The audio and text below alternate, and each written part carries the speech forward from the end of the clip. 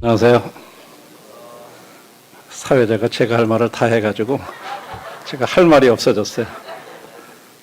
사실 이제 오늘 소풍이라 저도 가볍게 생각하고 그렇게 이제 말씀도 그런 방향으로 좀 생각을 했는데 갑자기 이제 어제 그 추진하는 형제님들이 이제 비가 오니까 그 실내에서 모인다. 그러니까 이게 20분 말씀 준비한 게 이제 40분, 50분 해야 되잖아요. 그거 어떻게 늘려요? 할 수 없잖아요. 뭐 말을 갖다 막 붙여가지고 막 늘릴 수도 없고. 그러니까 참 주님 앞에 어떻게 하면 좋을까요? 이제 시간은 어제죠. 하루 만에 참 어렵더라고요. 그래서 이제 마음 가운데 기도하는데 얼마 전에 제가 읽었던 말씀 가운데 이 무익한 종에 관한 그런 말씀이 제 마음 가운데 이렇게 있어서 제가 주님 섬기는 데 있어서 제 자신의 섬김이 어떤 태도로 이렇게 섬겼나 그 내용과 연관해가지고 그런 걸 생각해 보면서 제 자신이 참 무익한 종이 되지 못하구나 하는 그런 것에 대한 것을 이렇게 좀 주님 앞에 반성하는 그런 시간들이 있었거든요. 그래서 이제 그 말씀을 통해서 그래서 이제 그 말씀을 중심으로 좀 이렇게 생각을 해보게 됐습니다. 그래서 오늘은 우리들은 다 그리스도인으로서 우리가 섬기는데 우리 그리스도인들의 그 섬김에 대해서 뭐라고 말씀하고 있나? 특별히 우리 그리스도인들이 이제 말씀 가운데 보니까 이제 무익한 종이라고 그래 종으로서의 어떤 그런 섬김에 대해서 말씀하시는 거에 대해서 한번 같이 그 말씀 살펴보겠습니다. 말씀은 누가복음 17장 말씀입니다. 한번 함께 펴주시죠. 누가복음 17장 1절로부터 먼저 10절까지 먼저 읽겠습니다. 예수께서 제자들에게 이르시되 실족하게 하는 것이 없을 수는 없으나 그렇게 하는 자에게는 화로다. 그가 이 작은 자 중에 하나를 실족하게 할진대 차라리 연자맷돌이 그 목에 매어 바다에 던지우는 것이 나으니라. 너는 스스로 조심하라. 만일 네 형제가 죄를 범하거든 경고하고 회개하거든 용서하라. 만일 하루에 7번이라도 내게 죄를 짓고 7번 내게 돌아와 내가 회개하노라 하거든 너는 용서하라 하시더라. 사도들이 주께 여짜오되 우리에게 믿음을 더하소서 하니 주께서 이르시되 너희에게 겨자씨 하나일 만한 믿음이 있었더라면 이 뽕나무더러 뿌리가 뽑혀 바다에 심기어라 하였을 것이요 그것이 너희에게 순종하였으리라. 너희 중 누구에게 밭을 갈거나 양을 치거나 하는 종이 있어 밭에서 돌아오면 그더러 곧 와서 앉아서 먹으라 말할 자가 있느냐? 도리어 그더러 내 먹을 것을 준비하고 띠를 띠고 내가 먹고 마시는 동안에 수종 들고 너는 그 후에 먹고 마시라 하지 않겠느냐? 명한 대로 하였다고 종에게 감사하겠느냐? 이와 같이 너희도 명령 받은 것을 다 행한 후에 이르기를 우리는 무익한 종이라 우리가 하여야 할 일을 한 것뿐이라 할지니라. 먼저 이제 이 주님이 이 말씀을 하신 배경을 이렇게 살펴보면 16장에 보시면 16장 1절에도요. 또한 제자들에게 이르시되 하는 말씀이 있어요. 제자들한테 16장에서 이제 내용은 다 읽어보지 않겠지만 돈에 대해서 이렇게 말씀을 먼저 하세요. 돈이라고 하는 것이 부라고 하는 것이 뭐냐? 그리고 그 돈을 어떻게 사용하는 것이 옳은 거냐 하는 것들을 이제 교훈을 하셨습니다.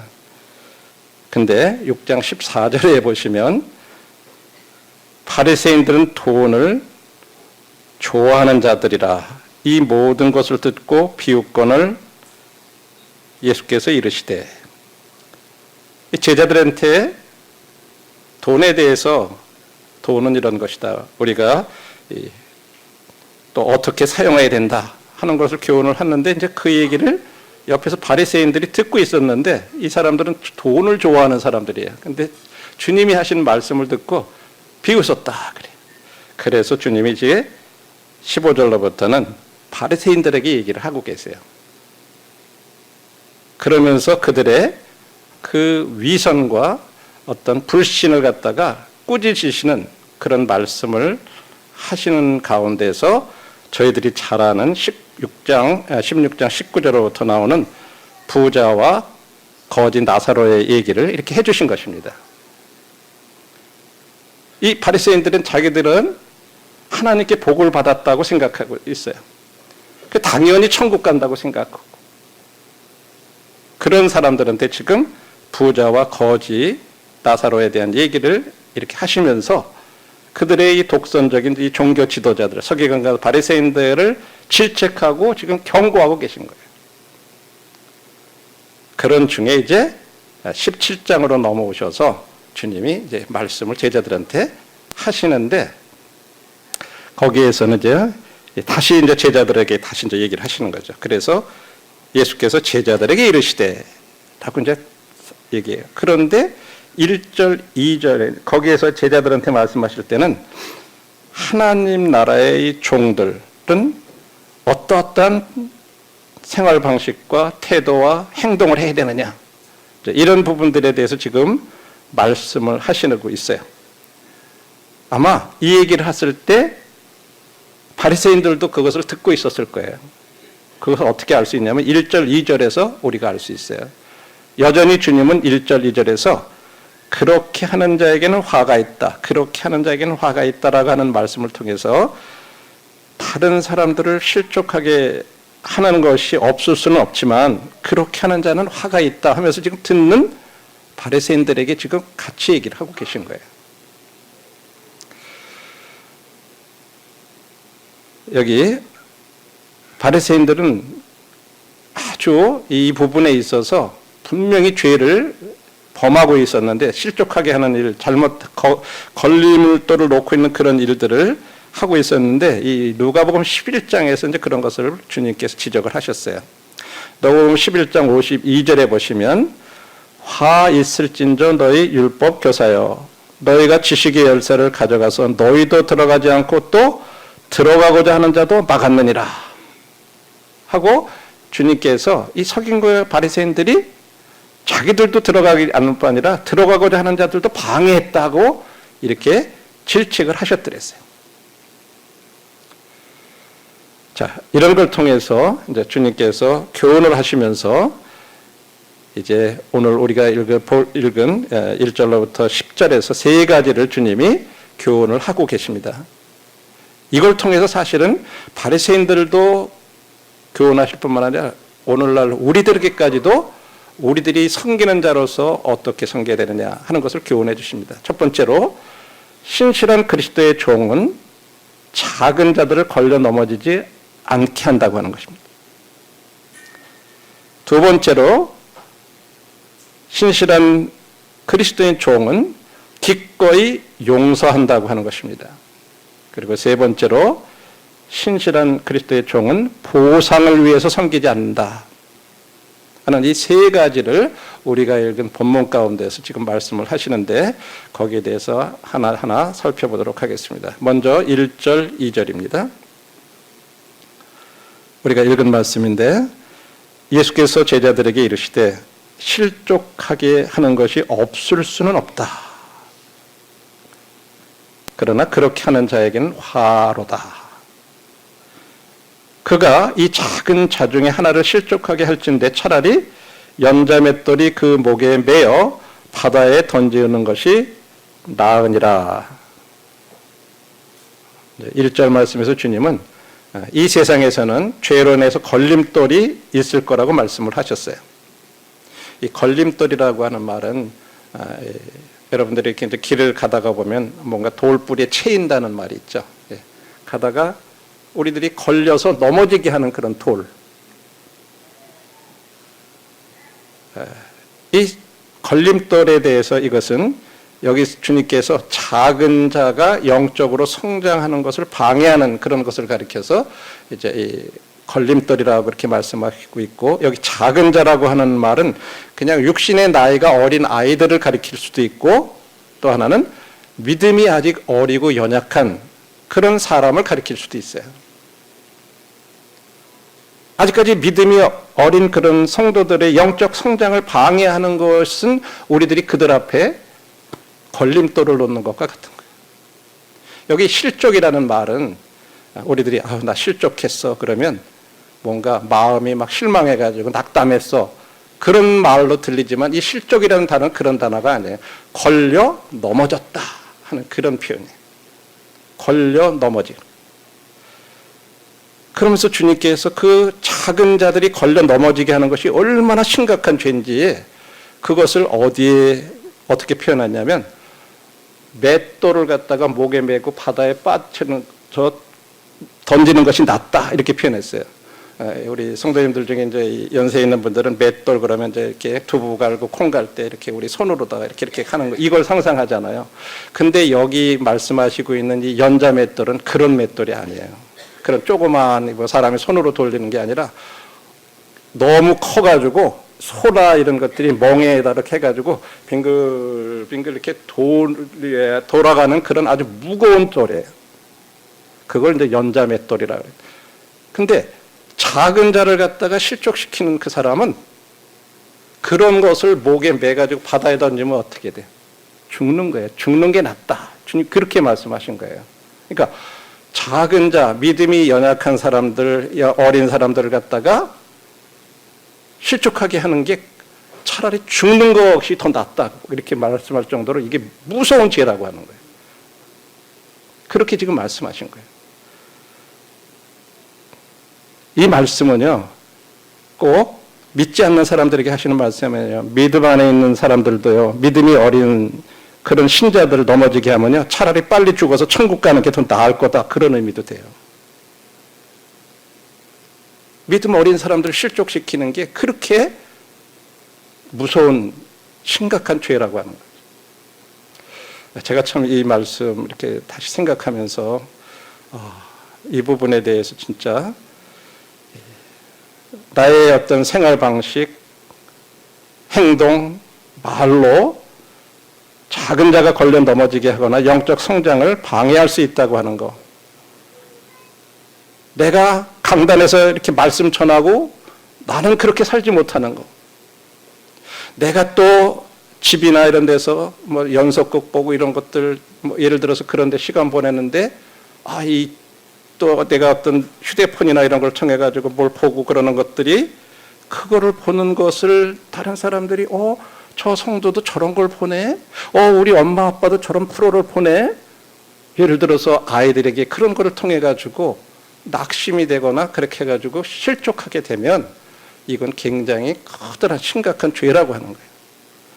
또 우리들이 휴가 때라든지 이런 데 가는 곳, 또 어디 가서 무엇을 하는 거, 우리들은 자유가 있다고 생각해서 그냥 그렇게 하지만 그걸로 인해 가지고 또 그렇게 걸려 넘어지게 하는 거, 이런 것들, 또 우리들이 다른 성도들에 대해서 이야기하는 어떤 그런 부분들, 뭐 우리끼리는 마음이 통하니까 누구는 이렇고 저렇더라 뭐 어떻더라 뭐 이런 얘기를 하는데, 그런 거를 누가 들었다, 그런 것을 들었을 때 나에 대해서 이런 식으로 얘기를 해?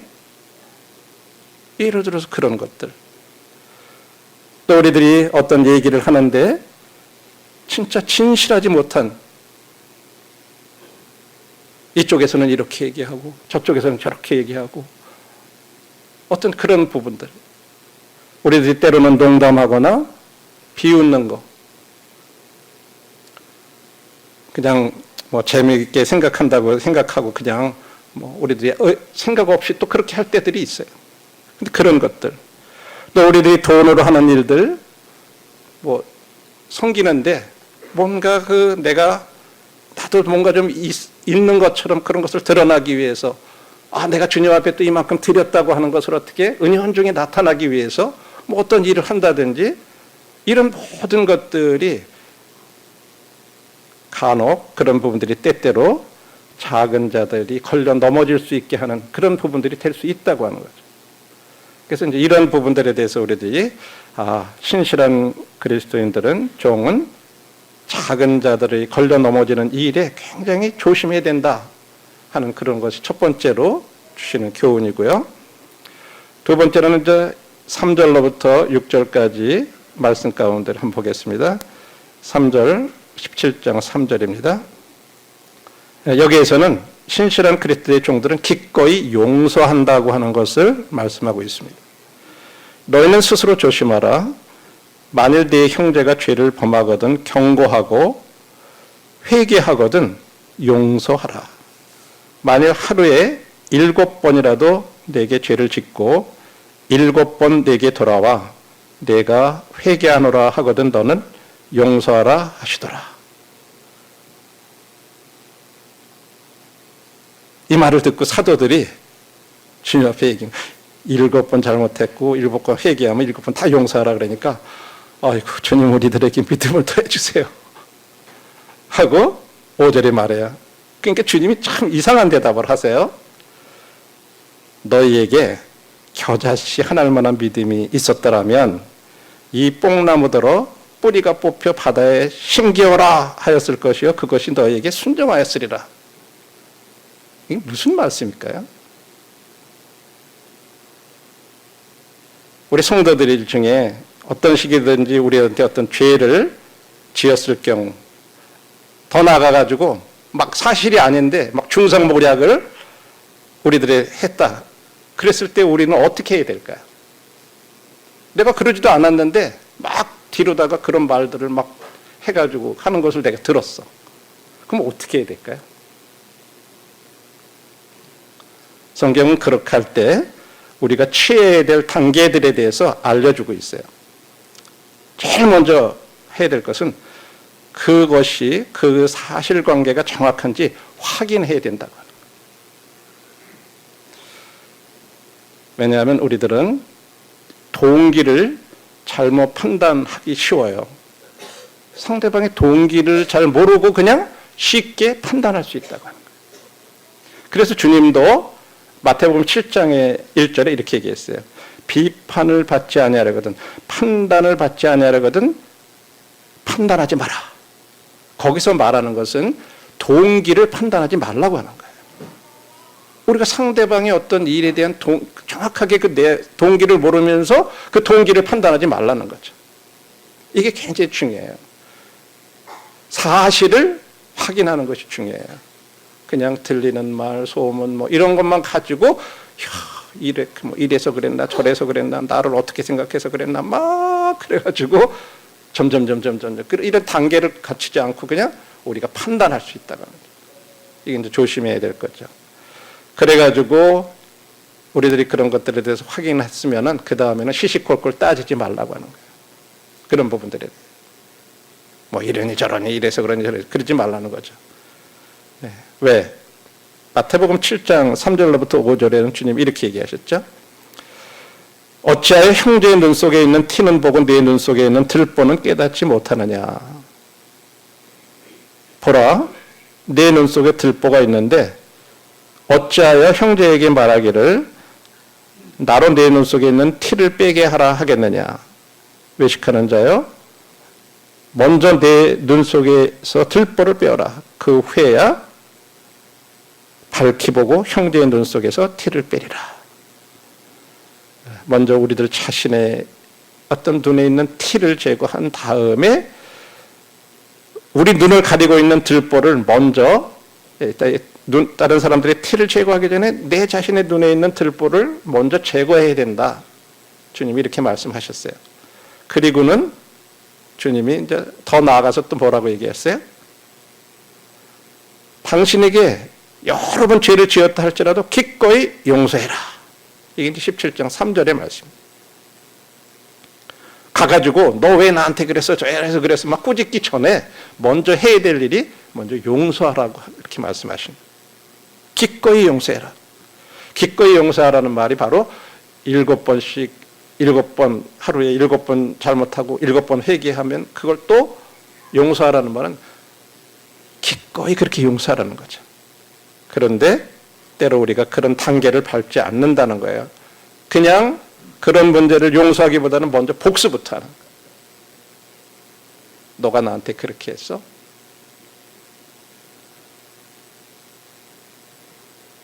이 말씀에서는 그 사람이 회개한다면 어떤 죄라도 기꺼이 용서해야 된다. 1차적으로 그것을 말씀하셨어요.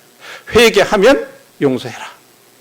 그런데 마태복음 18장에서는 여기에 대해서 좀 더 구체적으로 우리들한테 첫 번째, 우리에게 죄를 지은 사람이 회개하지 않아.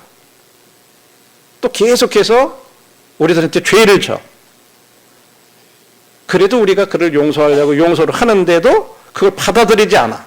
그럴 경우에는 어떻게 해야 되느냐 하는 그런 단계를 갖다가 마태복음 18장에서 얘기하고 있습니다.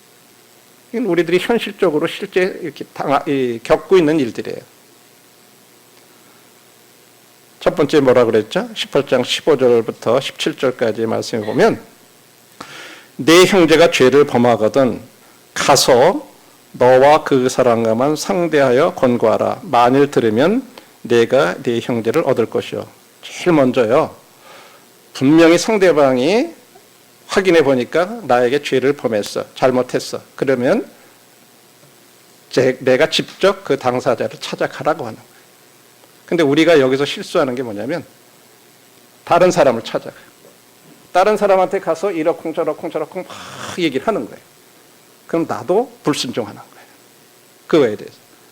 우리가 때로 어떤 마음이 상하거나 그런 일이 있으면 그 사람하고 해결하지 않고 그냥 뭐 이게 누가 이렇고 저렇고 그랬다고 막 다른 사람하고 먼저 얘기하는 거예요. 이건 잘못됐다는 거예요. 1차적으로 가가지고 너와 그 사람만 상대해라. 그래서 1대1로 그 부분에 대해서 얘기를 하라는 거죠. 그렇게 해서 자, 이거는 이런 사실이 이만저만하고 이렇게 간 건데 어떻게 돼서 이렇게 된 거냐.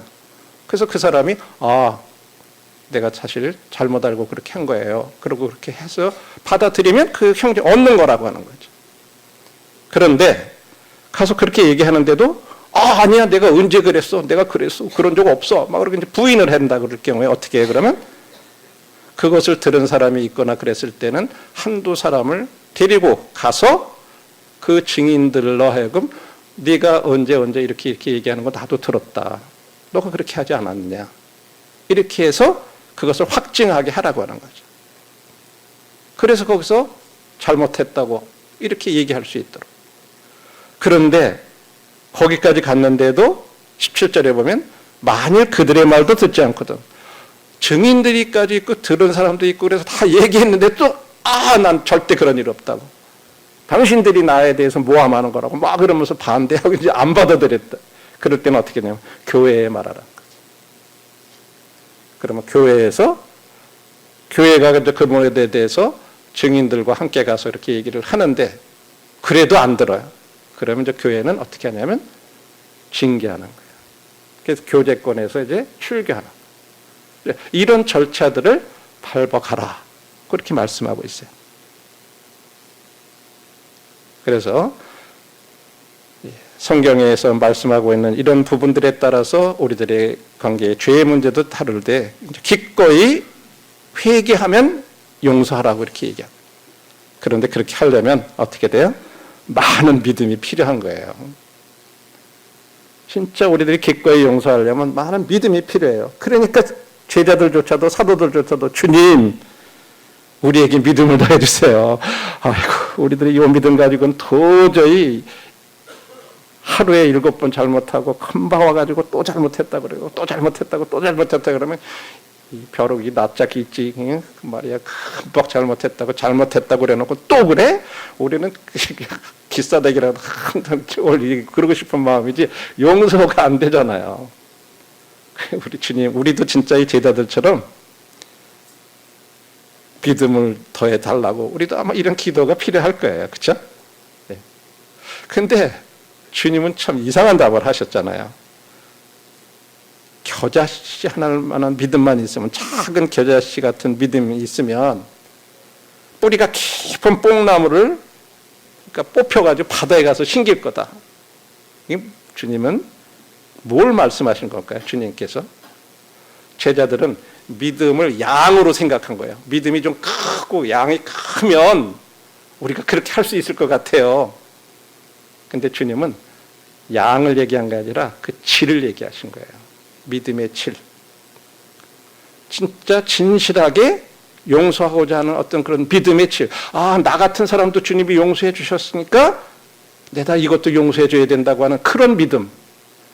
그런 것을 지금 얘기하시는 거예요. 참된 믿음. 진실한 믿음.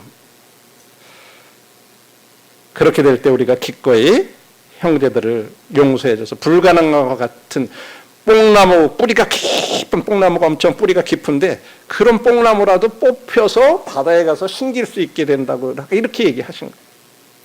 겨자씨는요, 거기에 비하면 진짜 물론 겨자씨가 제일 작은 씨는 아니에요. 진짜 이 성경에서 우리는 겨자씨 자꾸만 얘기하니까 겨자가 씨 중에 가장 작은 거라고 알지만 그렇잖아. 우리 무씨만 해, 무씨만 해. 작지 않아요. 그것보다 더 작은 씨들도 많아요. 그런데 겨자씨만한 그런 작은 믿음이라고 얘기하셨을 때 그거는 그냥 그 나라의 어떤 그 관용어라고 그래, 관용어. 우리 아이들한테도 이 주먹만한 놈이 그러잖아요. 애가 주먹만한 애가 어디 있어요? 그렇죠? 그래도 우리는 이 주먹만한 게 그러면 아, 작은 애라고 우리는 그냥 다 받아들이잖아요. 에이고 어디 주먹만한 애가 어디 있어요? 이렇게 따지는 사람 없어요, 우리나라에. 그 나라도 마찬가지예요. 겨자씨만한 게 가장 작은 거를 얘기할 때 그들은 겨자씨만하다 그러면 아, 진짜 작은 걸 얘기하는 거예요. 그런 작은 거라도 그런 믿음의 그 질이 진짜로 용서하고자 하는 어떤 그런 내가 받은 은혜를 알고 나도 그렇기 때문에 용서하고자 하는 그런 믿음, 그게 너희들한테 필요하다. 지금 그거 말씀하신 거예요. 자, 그래서 이렇게 신실한 이 그리스도의 종들은 기꺼이 용서한다 하는 그것이 이제 두 번째로 주님께서 교훈해 주신 거고, 그 다음에 17장 7절부터 10절까지에서는 너희 중에 누구에게 밭을 갈거나 양을 치거나 하는 종이 있어 밭에서 돌아오면 그대로 곧 와 앉아서 먹으라 말할 자가 있느냐. 도리어 그대로 내 먹을 것을 준비하고 띠를 띠고 내가 먹고 마시는 동안에 수종 들고 너는 그 후에 먹고 마시라 하지 않겠느냐. 명한 대로 하였다고 종에게 감사하겠느냐. 이와 같이 너희도 명령받은 것을 다 행한 후에 이르기를 우리는 무익한 종이라 우리가 하여야 할 일을 한 것뿐이라 할지니라. 여기에서 우리 사람들의 보상 심리에 대한 걸 얘기를 해주고 있어요. 이 종은 당연히 막 밖에서 막 뜨거운 데서 막 뜨거운데 일을 하다가 왔으니까 당연히 주인이 나한테 좀 먹을 것도 주고 마실 것도 주고 그러셔야 되지 않아요? 그런 생각을 했던 거예요. 근데 그런 생각에 대한 거를 지금 말씀하시는 거예요. 명한 대로 했다고 종에게 감사하겠냐? 너희도 명령을 받은 거 다 행한 후에 이르기를 우리는 무익한 종이라. 제가 이제 이 말씀을 읽으면서 제 마음 가운데 꿈틀대고 있는 어떤 그런 이 주님을 섬기는 것들에 대한 보상 심리가 제 마음 가운데 있는 그런 부분들에 대해서 이 무익한 종을 너는 아직 못 배웠구나. 이런 부분들에 대한 것을 제 마음 가운데 주님께서 교훈을 해주셨어요. 내가 왜 주님을 섬기나? 내가 누구한테 그런 것을 알아주고 누가 나를 이렇게 칭찬해주고 어떤 그런 보상을 받기 위해서 하는 거라면 그건 틀린 대답이라는 거죠. 신실한 그리스도를 섬기는 것이 우리의 의무이기 때문에 섬기는 것이 올바른 대답입니다. 아, 이것이 내 의무지. 내 마땅히 해야 될 일이지. 그런 거 한 것뿐인데 이렇게 답하는 것이 옳다고 하는 거죠. 그럴 때 주님께서 우리에게 더 갚아주실 거라고 하는 거죠. 주님이 여기서 말씀해 주신 중요한 점이 뭐냐면 우리가 옳은 일을 행한 데 대해서 상을 주신 의무는 없다고 하는 거예요. 주님께서. 그런데도 주님께서 나중에 그런 것들에 대해서 보상해 주신다고 하는 거, 상급을 주신다고 하는 거, 이건 참 감사한 일이에요. 그럴 의무가 없어요. 주님은.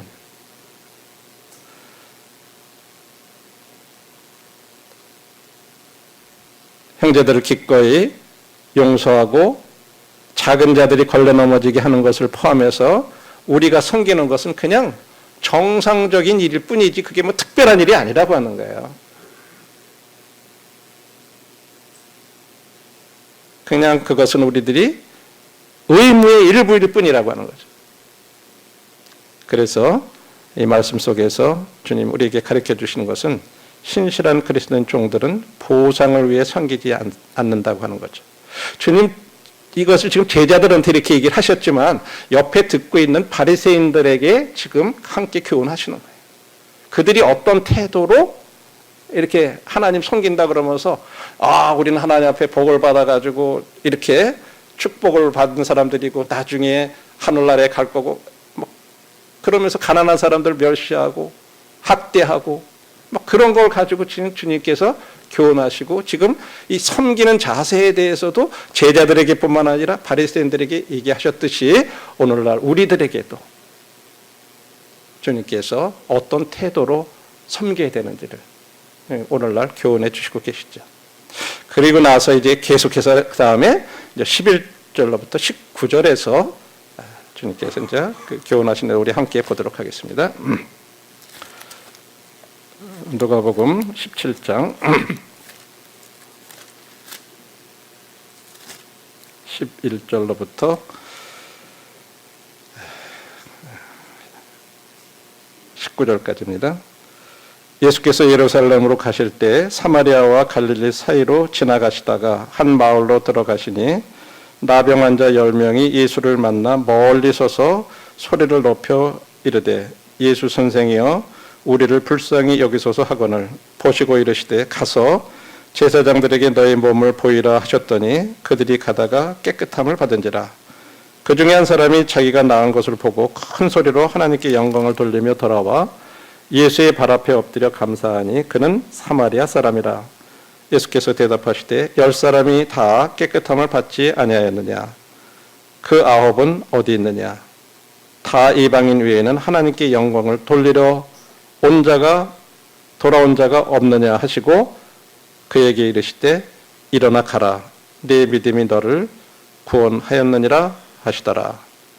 여기에는 이제 나병 환자 10명이 이제 다 이렇게 깨끗함을 받은데 그 중에 한 사람 사마리아 사람이 돌아와서 감사한 그런 것을 말씀하고 있죠.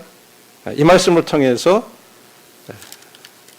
제자들에게 또 필요한 그런 것들이 뭐냐면 사마리아인의 그런 태도 이런 것들을 배우기를 또 원하셨던 거예요. 우리들에게도 이 사마리아인이 가진 이런 태도를 취하는 것. 당시에 사마리아인들은 아는 대로 유대인들이 개 취급을 했어요. 사람 취급을 안 했어요. 자기네들과 혼혈족이기 때문에 원래 유대인들이 아수르 족속 왕이 사로잡아 가지고 그쪽으로 끌어가고 그쪽 사람들이 이쪽으로 데려오고 막 이렇게 포로들을 하다가 같이 살게 해가지고 그 혼혈족이 돼버린 거예요. 그래가지고 순수한 유대인들이 아니었기 때문에 이들은 이류 시민으로 여긴 거예요. 너희들은 유대인이 아니야. 그렇게 멸시했던 사람들이죠. 근데 이 내용 가운데 보면 깨끗해진 나병 환자가 왜 주님 앞에 돌아왔을까요? 그는 자기가 이 유대인들처럼 하나님의 은혜를 입은 언약 백성이 아니지만 그런 멸시받는 사마리아 사람인데도 불구하고 자기가 이런 고침을 받았다고 하는 거, 거기에 대해서 감사했기 때문에 그런 거예요. 그가 자기에게 베풀어진 그 은혜와 자비를 온전히 이렇게 깨달았다고 하는 거죠.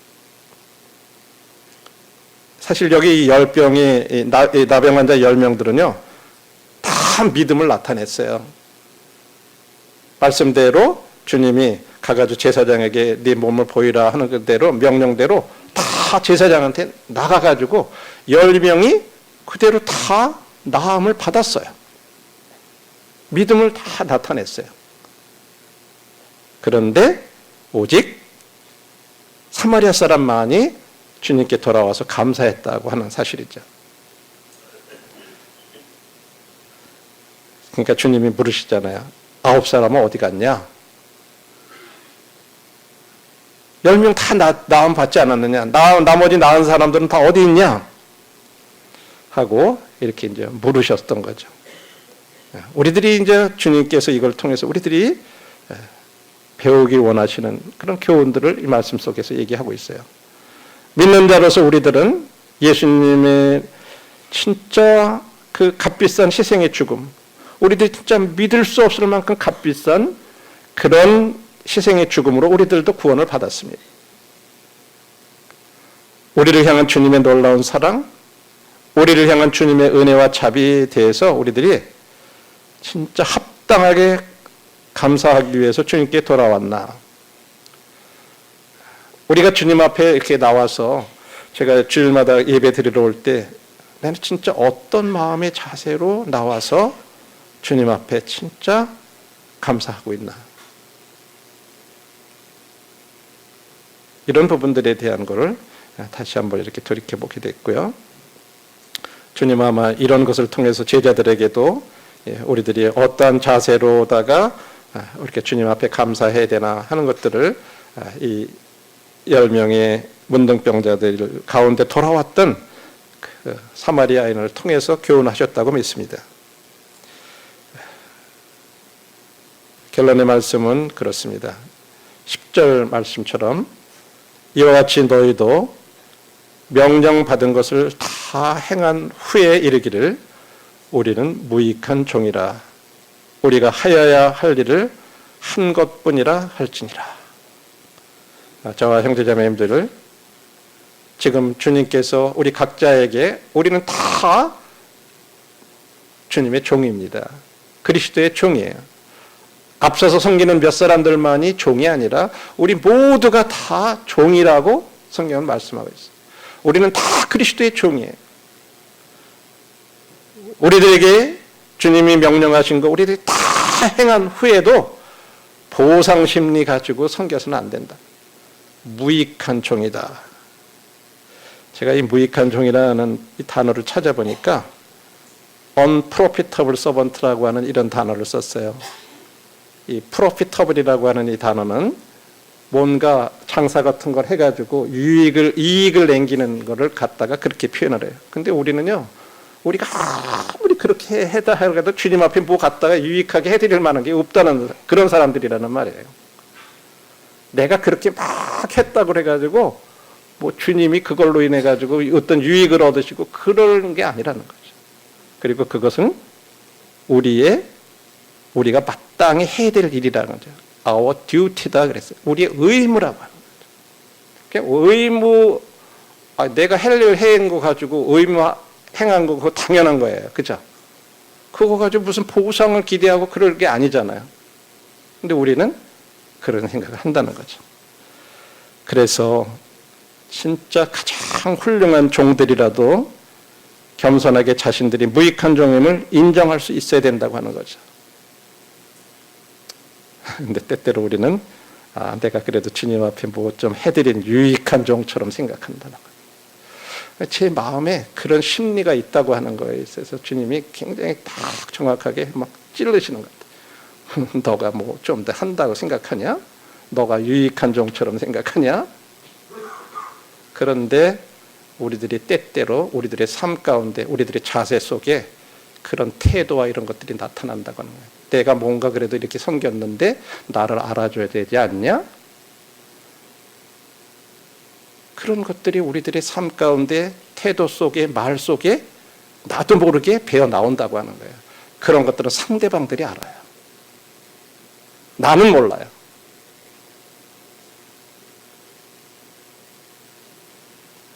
하나님께서는 결코 우리의 섬김에 의해서 이득을 보시는 분이 아니에요. 따라서 그런 섬김에 대해서 하나님께서는 결코 채무자가 되시지 않는다고 하는 거예요. 뭐 그 갚아줄만 그럴 이유가 없다고 하는 거예요. 그런데 때때로 우리는 주님 그래도 제가 이렇게 섬겼는데 왜 이런 면들에 대해서 왜 이런 것들을 좀 이렇게 안 해주세요. 때로 우리 그런 생각해요. 그 때때로는 주님 이렇게까지 섬겼는데 이렇게 결과가 이렇게 돼야 돼요? 이게 진짜 내가 주님 섬긴 대가예요? 우리 마음 가운데 그런 게 올라오잖아요. 하나님 우리들에게 채무자가 아니에요. 우리들 자신을 무익한 우리들이 섬김, 진짜 내가 섬기는 게 그건 아무것도 하나님 앞에 유익함을 드리는 그런 섬김이 되는 것이 아니구나. 참 무익한 거구나. 우리 자신들도 또 무익한 종으로 부르는 것이 합당한 거예요. 그래서 제가 그때 그 말씀을 가지고 주님 앞에 참 고백을 드린 그런 내용에 제가 그 큐티한 거 이렇게 함께 나눠드린 분들은 그날 제 이런 것들에 대해서 이렇게 나누는 거 가지고 계실 거예요. 제가 주님 앞에 이런 마음으로 고백을 했어요. 우리 성도님들 함께 주님 앞에 이런 고백을 좀 같이 한번 하는 의미에서 함께 읽어봤으면 좋을 것 같습니다. 자, 시작.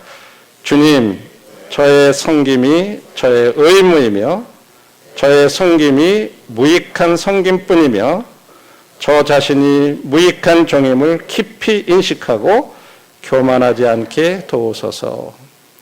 우리 모두 사랑하는 성도님들, 저와 자매 성도님들이 함께 이런 고백을 주님 앞에 하면서 우리가 더 겸손한 마음으로 서로서로를 섬기고 이렇게 그런 삶을 살아가기를 원합니다.